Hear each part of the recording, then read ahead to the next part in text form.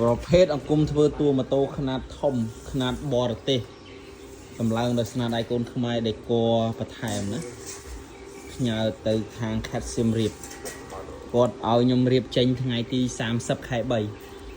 ឡូវនេះខ្ញុំធ្វើតាំងពីថ្ងៃទី7បាទធ្វើតាំងពីថ្ងៃទី7ខែ3ដល់ថ្ងៃទី30អង្គគាត់យក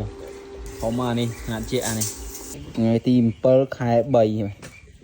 2026បាទថ្ងៃទី7ខែ3 2026បាទ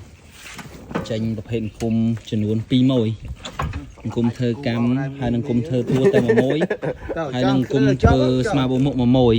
តែម្ចាស់អង្គមស្មាបូមហ្នឹងគាត់យក2វគ្គទី1គាត់យកអង្គមធ្វើស្មាបូមនៅថ្ងៃទី7ឲ្យដល់ផ្ទះគាត់ថ្ងៃទី10វគ្គទី2គាត់យកប្រភេទអង្គមធ្វើតួម៉ូតូខ្នាតបរទេសខ្នាតធំប៉ារ៉ាឌុយស៊ីនបរទេសហើយប្រភេទខ្នាតអស់ធំហ្មងបាទខ្នាតយក្សបាទគាត់យកនៅថ្ងៃទី30បាទខែ3បាទគាត់រើសថ្ងៃបាទគាត់យកថ្ងៃហុងស៊ុយ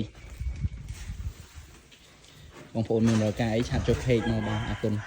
បាទគូយន្តដាក់ត្រង់គោបាទគូយន្តដាក់ត្រង់គោបាទ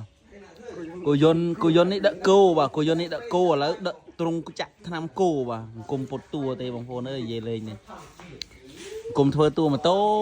អង្គមធ្វើស្មាបូមុខម៉ូតូនិងអង្គមធ្វើចំពោះម៉ូតូហ្នឹងហើយមិនឧបករណ៍ចាក់ថ្នាំគោទេបើគោយន្តនេះទទួលដឹកគោ